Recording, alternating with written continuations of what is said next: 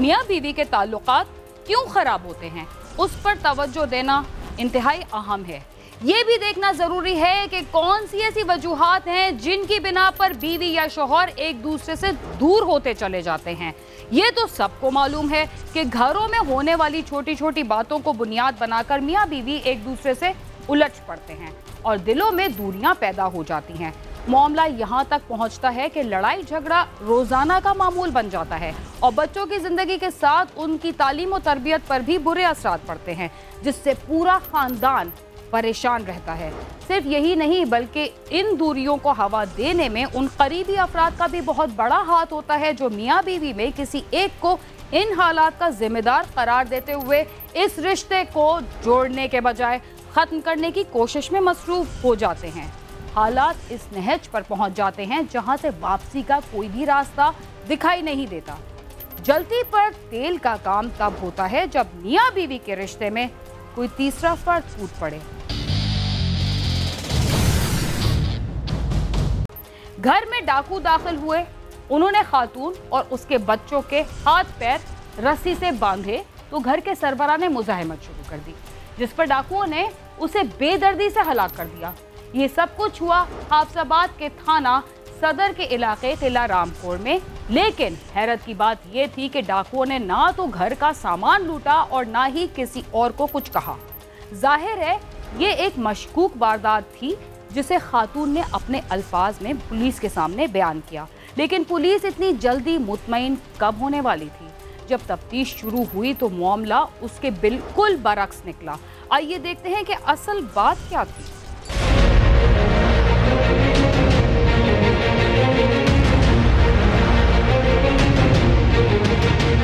कैसर नामी शख्स हाफजाबाद के गांव रामकोर का रिहायशी था। वो मेहनत मजदूरी करके अपने घर का खर्च चलाता था। कैसर की शादी 20 साल कबल नासरा नामी खातून से हुई थी, जिससे उसके 5 बच्चे थे। कैसर की सबसे बड़ी बेटी की उम्र 18 साल थी। इसके 5 बच्चे हैं, जो मकतूल है इसके 2 बेटियां तो इस केस में यकीनन इन्वॉल्व है और बाकी 3 छोटे बच्चे हैं। एक क्लास 7 में बेटा पढ़ता है और फिर 3 और 2 में छोटी बच्ची है। ये थाना सदर के एरिया में गांव किला रामकोर, वहाँ के रहने वाले थे कैसर शहजाद, कास्ट थी उनकी राजपूत।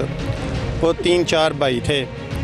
कैसर शहजाद और नासर ये दोनों एक ही घर में अपनी वालदा के साथ किला रामकोर रहते थे। एक रोज पुलिस को इत्तला मिली कि कैसर के घर डकैती की वारदात हुई है और मुज़ाहमत पर डाकुओं ने उसकी बीवी नासरा और बच्चों को रस्सियों से बांध दिया। कैसर को तेज धार आले से कत्ल कर दिया और मौके से फरार हो गए। 9 नवंबर का इंसिडेंट है। थाना हाफजाबाद हमारा का एक मौज़ा है रामकोर, किला रामकोर। तो वहाँ पे हमें इन्फॉर्मेशन तो बुनियादी तौर पर सुबह तकरीबन 6:30 के करीब ये मिली थी कि एक घर में खातून की तरफ से थी कि मुझे बांध के मेरे खामद को मार दिया है किसी ने नामालूम। वक़ूए की इत्तला पर पुलिस पहुंची। वहाँ पे हमारी मोबाइलें पहुंच गईं, हमारी क्राइम मोबाइल भी पहुंच गई और अफसरान भी पहुंच गए। हमें होमिसाइड के हवाले से इत्तला मिली, हम भी मौके पे पहुँचे।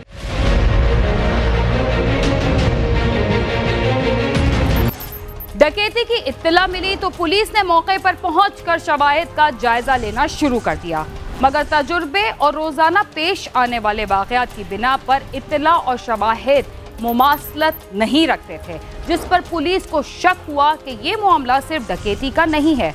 पुलिस ने कैसर की बीवी नासरा के बयानात भी लिए और इन्हीं बयानात की रोशनी में तफ्तीश शुरू कर दी। इत्तला मिलने पर पुलिस जब कैसर के घर पहुंची तो उसकी बीवी नासरा ने बताया कि डकैती की वारदात हुई है। डाकुओं ने उसे और उसके बच्चों को बांध दिया और मुज़ाहमत करने पर कैसर के गले पर छुरी फेरकर उसे कत्ल कर दिया। पुलिस ने नासरा के बयान लेने के बाद मौके से शवाहिद भी जमा कर लिए। पुलिस हमारे जो मुतल्लिका SHO इन्वेस्टिगेशन ऑफिसर्स हैं, जो हीनियस क्राइम के इंचार्ज हैं, DSP साहब, उन्होंने खुद मौके पे गए। तो जब मौका देखा तो वो सिचुएशन थोड़ी मैच नहीं करती थी। जो कैसर शहजाद को 40-45 साल उसकी उम्र थी, अच्छा खासा सेहतमंद था और वो बिस्तर पे पड़ा हुआ था। छुरी से उसकी गर्दन तेज़धार आले से कटी हुई थी।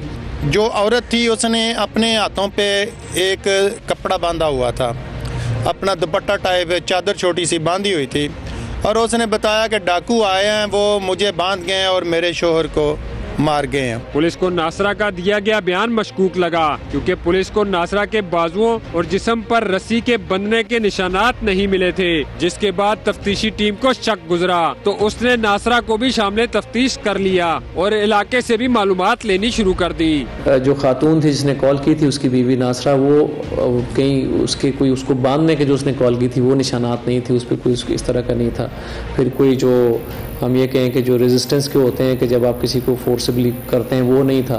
फिर उसके बाद उसने कहा कि दरवाज़ा बाहर से बंद है, बंद करके चले गए, वो बाहर से खुला था। मशकूकी की हालत में कुछ लोगों ने इधर उधर से बातें पुलिस के कान में डाली कि इस औरत का ये जो सामने लड़का रहता है ना, इसके साथ कोई तल्लुकात हैं, जिसकी वजह से उनको मशकूक समझकर और लोगों को भी, काफ़ी लोगों को शामिल तफ्तीश किया गया और इसके बाद इनको भी शामिल तफ्तीश करने पर हम इस बात पे पहुँचे कि ये आखिर मुल्ज़िम ठहरे।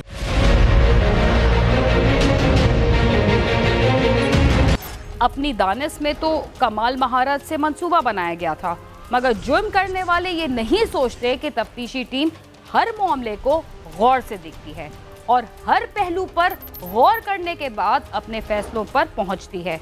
ये वाकया डकैती का नहीं था, बल्कि कत्ल की वारदात थी, जिसका मंसूबा माँ बेटियों ने एक दोस्त के साथ मिलकर बनाया था।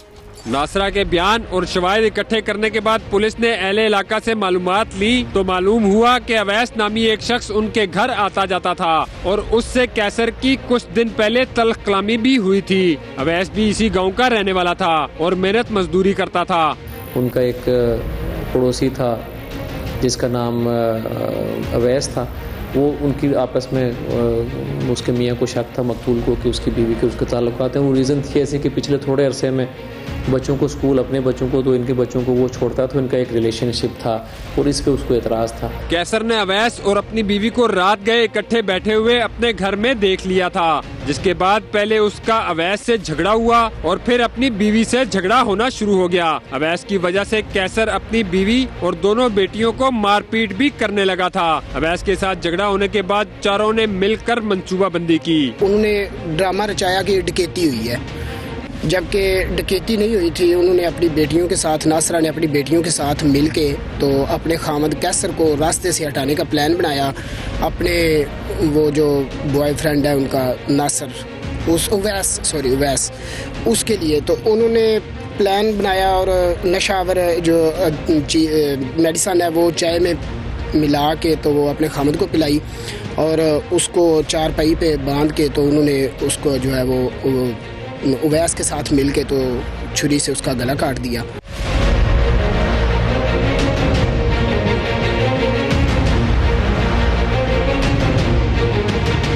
मंसूबे के मुताबिक कैसर की बीवी नासरा, रिमशा और शामजा ने मिलकर उसे चाय में नशावर दवा पिला दी। कैसर के बेहोश होने के बाद अवैस को बुला लिया गया। रिमशा और शामजा ने कैसर के हाथ पकड़े और अवैस और नासरा ने मिलकर कैसर के गले पर छुरी चलाई और उसे कत्ल कर दिया। मंसूबे के मुताबिक नासरा ने इस मुकदमे का मुद्दई बनना था और मामले को खत्म कर देना था, मगर ऐसा नहीं हुआ और चारों मुल्ज़िमान गिरफ्तार कर लिए गए। जो अवैस है उसको अरेस्ट किया, उसकी इन्वेस्टिगेशन की तो वो जो सारी चीज़ें सही साबित हो गई। उसके बाद इसकी बीवी को भी इन्वेस्टिगेट किया तो हम सारा तफ्तीश आगे चली। जो आला कत्ल है जो उसको मारने के लिए इस्तेमाल किया गया वो भी रिकवर हो गया। FIR होने पर तमाम मुल्ज़िमान जो है फौरी तौर पे गिरफ्तार हो गए, उनकी तफ्तीश अमल में लाई गई। औरतों को हवाला जुडिशल भिजवाया गया है। मोहम्मद अवैस मुल्ज़िम जो है उससे खून आलूद छुरी उसके घर से बरामद हो चुकी है और इंशाअल्लाह उसका चलान मुरतब हो रहा है। नासरा की अवैस के साथ दोस्ती को 2 साल हुए थे, मगर उस दोस्ती के लिए नासरा ने 20 साल रफाकत को धोखा दिया।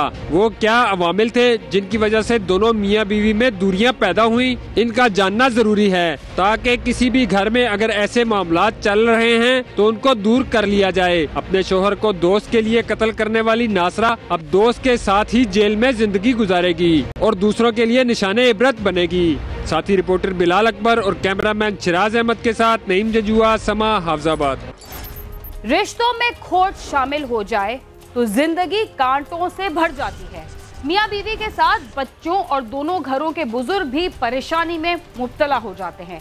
जिससे बचने का सिर्फ एक ही तरीका हो सकता है कि घर के मामलात में किसी गैर शख्स को मुदाखलत ना करने दी जाए। प्रोग्राम क्राइम सीन में वक्त हुआ एक मुख्तसर से वक्फे का, जिसके बाद हम दोबारा आपके साथ होंगे। तब तक आप समा के साथ ही रहिए।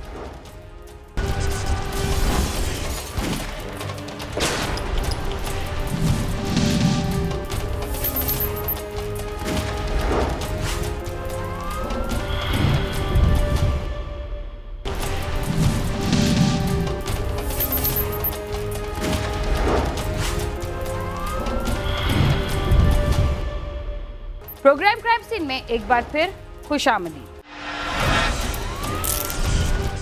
मियां बीवी के दरमियान होने वाले झगड़ों में उस वक्त शिद्दत आ जाती है जब दोनों में से कोई भी ये जिद करने लगे कि अब उनमें अलहदगी के अलावा कोई चारा नहीं। ऐसे में पूरा घर तो मसाइल का शिकार होता ही है, मगर उसके साथ वो बच्चे भी कहीं के नहीं रहते जिन्होंने अभी स्कूल जाना भी शुरू नहीं किया होता। वक्फे से पहले आपने हाफजाबाद के मियां बीवी के दरमियान एक तीसरे शख्स की मुदाखलत का नतीजा तो देख लिया, मगर इस तरह के वाकयात आजकल किसी एक शहर या गांव में नहीं बल्कि मुल्क के चप्पे चप्पे में पेश आ रहे हैं। लाहौर में भी एक कार ड्राइवर और उसकी बीवी के दरमियान होने वाला झगड़ा इस कदर शिद्दत इख्तियार कर गया कि नौबत अलहदगी तक पहुंच गई। दोनों के दरमियान सुलह सफाई की मुअस्सर कोशिश न होने पर कार ड्राइवर ने इंतहाई इकदाम का फैसला कर लिया और उस पर फौरी अमल भी कर गुजरा, जिसके नतीजे में 3 अफराद को जिंदगी की नेमत से महरूम होना पड़ा। देखने और सुनने वालों को दुखी कर देने वाला ये वाकया कैसे पेश आया, आइए हम आपको बताते हैं।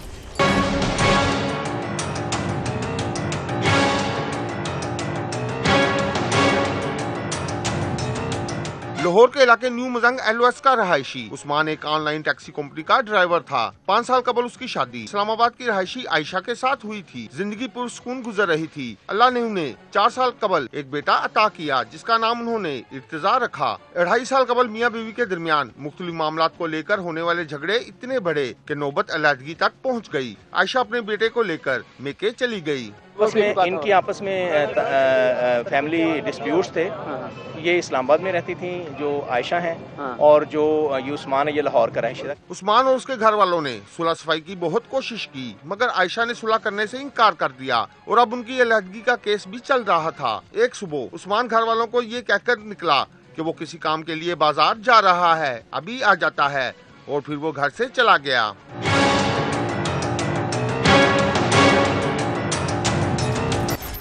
उस्मान अपने घर से किसी काम का बहाना करके निकला था, लेकिन किसी को ये मालूम नहीं था कि वो जिस काम के सिलसिले में घर से बाहर जा रहा है, उसके मुकम्मल होने के बाद उसके घर वाले ऐसे गम में मुब्तला हो जाएंगे जिसका उन्होंने कभी तसव्वुर भी नहीं किया।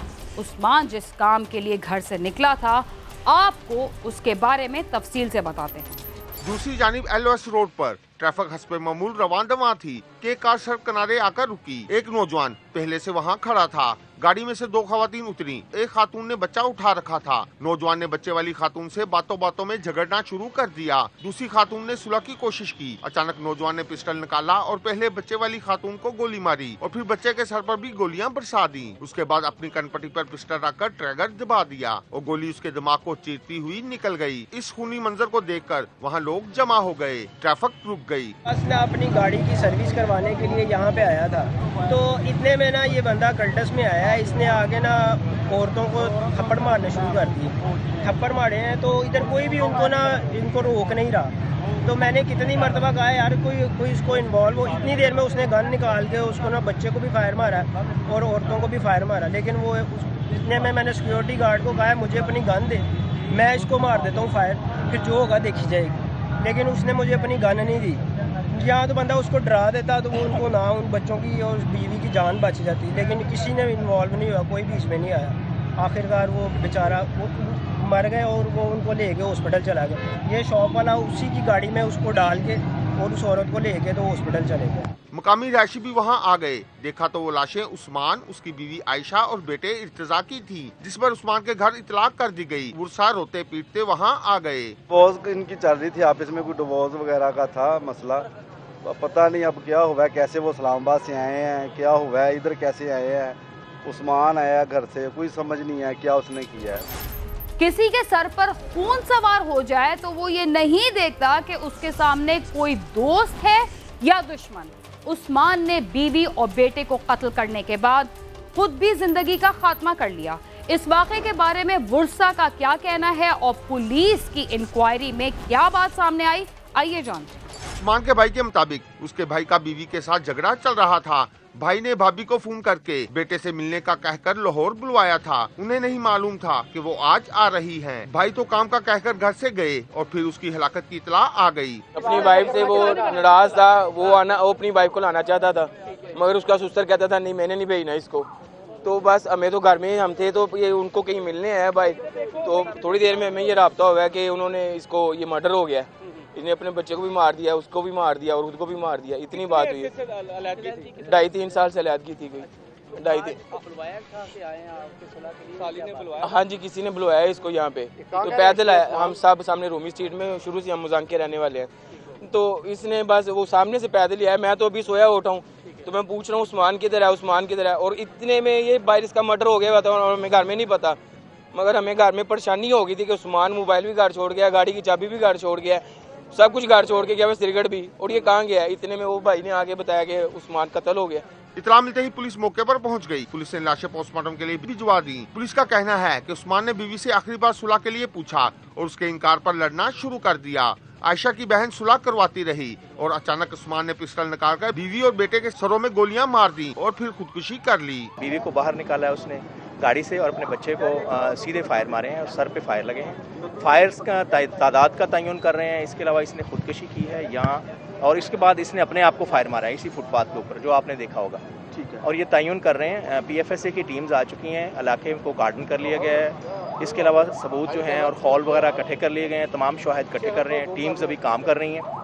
इस वक्त इंशाल्लाह ये सर्टिफाई हो जाएगा कि इन्होंने खुदकुशी की और किस हालात में, किन हालात में, ये तमाम तफसीलात ले रहे हैं। सर्विसेज अस्पताल भी हमारी टीमें मौजूद हैं। सर, पुलिस हुकाम का कहना है बीवी और बेटे को कत्ल करने वाला मुलजम खुद भी मर गया। इस वाक़े की तफ्तीश की जा रही है। इसमें अगर किसी और के मुलव्वस होने के शवाहिद मिले तो कार्रवाई होगी। पुलिस ने आयशा की बहन का बयान रिकॉर्ड करके पिस्टल कब्जे में ले लिया है। मौके पर मौजूद अफराद का कहना था कि नौजवान के गुस्से ने 3 जिंदगियों के चिराग गुल कर दिए। अगर होशमंदी से काम लिया जाता तो ऐसा वाकया ना होता। कैमरामैन नदीम पोपी के साथ आमिर शहजाद, समा, लाहौर।